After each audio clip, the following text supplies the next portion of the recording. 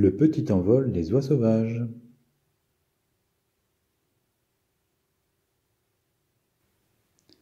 Ce qigong se décompose en 12 mouvements. Commencez pieds joints en position Wuji. Enracinez-vous dans la jambe droite, déplacez le pied gauche pour le poser à une largeur d'épaule parallèle à l'autre. 1. Ouvrez dans la poitrine en poussant les paumes de main vers l'arrière, comme si vous preniez appui sur un mur. 2. Élevez les mains devant vous, bras parallèles, paumes vers la terre, sans dépasser la hauteur des épaules. 3. Ouvrez les bras sur les côtés, horizontalement, dans l'axe des épaules.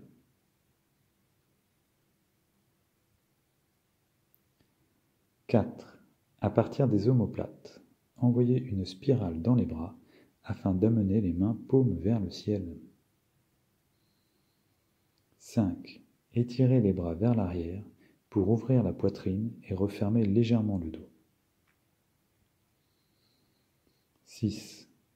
Ramenez les bras au-dessus de la tête en formant un large cercle. Les paumes sont dirigées vers le sommet du crâne, les épaules sont bien relâchées. 7. Transférez le poids du corps dans l'avant du pied pour soulever les talons, comme si vous étiez aspiré par le ciel. Les avant-bras se tournent vers l'extérieur. 8. Redescendez progressivement dans les talons tout en lâchant dans les épaules, les coudes, les poignets. Les mains descendent dans l'axe des épaules jusqu'à se rejoindre face au tantième. 9.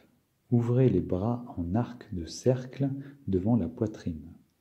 Les mains sont à 30 degrés environ par rapport à l'axe central. 10. Refermez les mains vers le cœur, paumes vers la terre, et descendez-les le long du corps en pressant vers le sol jusque sous le nombril. 11. Fermez dans le dos en ramenant les coudes le long du corps pour générer l'ouverture des mains. Ce faisant, les paumes se tournent vers le ciel et s'élèvent en oblique, jusqu'à hauteur des épaules, puis se rejoignent dos à dos devant la poitrine. 12. Les mains plongent maintenant dos à dos dans l'axe du corps, jusque devant le pubis, puis les bras reviennent le long du corps, prêts à repartir sur le premier mouvement.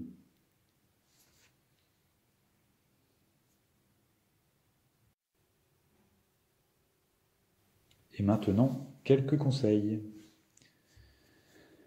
Tout au long du qigong, le poids va successivement passer sur l'avant du pied en inspirant, puis sur l'arrière en expirant.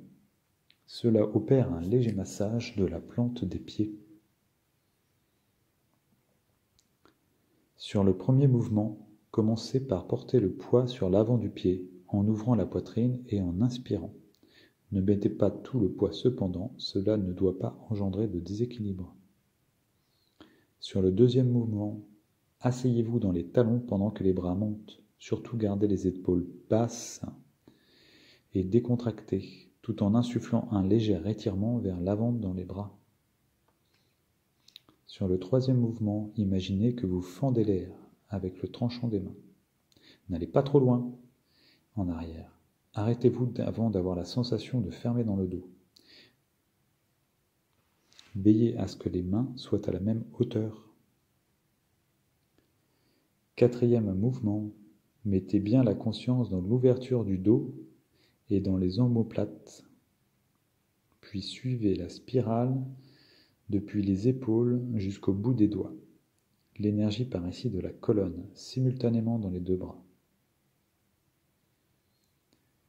Attention à ce que les paumes soient bien tournées vers le ciel et non pas vers l'avant. Cinquième mouvement. Reportez la conscience dans les omoplates et tirez avec l'idée de les rapprocher dans le dos et d'ouvrir la poitrine.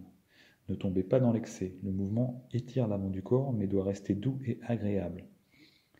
Vous ne devez pas cambrer le dos ni monter les épaules.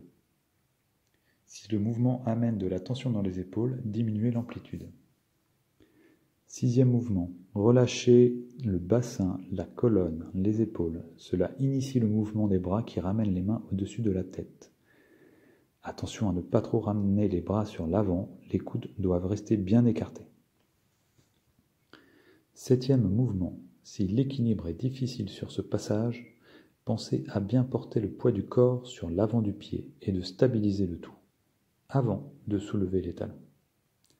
Gardez les genoux légèrement fléchis, le bassin suffisamment relâché et ne penchez pas la tête en avant par rapport au buste. Cela entraînerait un déséquilibre. Ne gonflez pas la poitrine, mais portez plutôt le souffle et la conscience au tantième. 8e mouvement pendant la redescente. Vous pouvez imaginer que vos doigts tendus laissent un faisceau de traits lumineux derrière eux, dessinant ainsi une bulle sécurisante autour de vous. Vous pouvez ensuite ramener ce sentiment sécurisant et chaud en votre centre quand les mains font face au tantième. Sur le 9e mouvement, l'ouverture des bras s'opère depuis la poitrine. Mettez la conscience sur le bord externe des bras en imaginant soulever et écarter un poids. Soulevez d'abord avec le haut des bras, puis les coudes, les avant-bras, les poignets, etc. L'énergie doit aller jusqu'au bout des doigts qui doivent être tendus, comme pour piquer. 10e mouvement. Ramenez les mains devant la poitrine, comme pour presser sur un gros ballon que l'on voudrait comprimer. Ce geste nous connecte à la terre. Essayez de sentir les jambes et le bassin se remplir lors de la pression vers le bas. 11e mouvement. Unifiez l'intention en portant la conscience au tantième entre les mains, puis soulevez avec les paumes. Cela nous connecte au ciel. Essayez de sentir le souffle monter le long de la colonne jusqu'au sommet du crâne. 12e mouvement, pour plonger dans l'axe, partez d'une ouverture du dos qui va ramener le mouvement de montée de main vers le centre en spiralant. Gardez bien les épaules relâchées. La conscience descend avec les mains jusqu'au tantième. Vous vous connectez à vous-même, prêt à faire le lien entre la terre et le ciel. Et voilà, vous avez maintenant la matière pour travailler votre petit envol. Il s'agit dorénavant de lier et fluidifier le mouvement et d'y joindre la respiration. On inspire idéalement sur les temps impairs et on expire sur les temps pairs. Par exemple, on inspire sur le temps 1, on expire sur le temps 2. On inspire sur le temps 3, on expire sur le temps 4. On inspire sur le temps 5, on expire sur le temps 6. On inspire sur le temps 7, on expire sur le temps 8. On inspire sur le temps 9, on expire sur le temps 10. On inspire sur le temps 11, on expire sur le temps 12. Toutefois, ne forcez pas votre respiration, qui doit rester naturelle. Les mouvements d'ouverture inciteront naturellement à inspirer, ceux de fermeture à expirer. Essayez aussi de trouver l'équilibre entre l'étirement dynamique que génère le mouvement et un certain relâchement. Attention, relâchement ne veut pas dire mollesse. Il convient donc de garder intacte l'intention, l'énergie du mouvement, même dans la lenteur et le relâchement.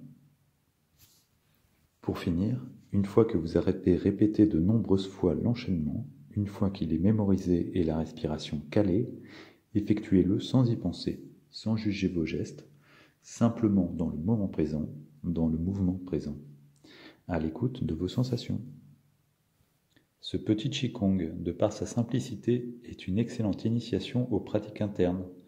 Par la suite, il nous permettra d'explorer et de comprendre un peu mieux de bien nombreuses subtilités qui nous serviront dans les Qigong et dans le Tai Chi Chuan. Par exemple, les notions élémentaires. Le bois, qui induit l'étirement. Le feu, qui induit l'alternance ouvert-fermé. La terre, qui induit la rotation autour de l'axe central, le droite-gauche. Le métal, qui introduit l'alternance haut-bas. L'eau, qui induit l'ondulation de la colonne. Mais aussi les autres notions d'alternance yin et yang, les spirales, l'ancrage, l'usage de la taille et de la bascule du bassin. Et maintenant, c'est à vous de jouer. Entraînez-vous bien et bonne pratique.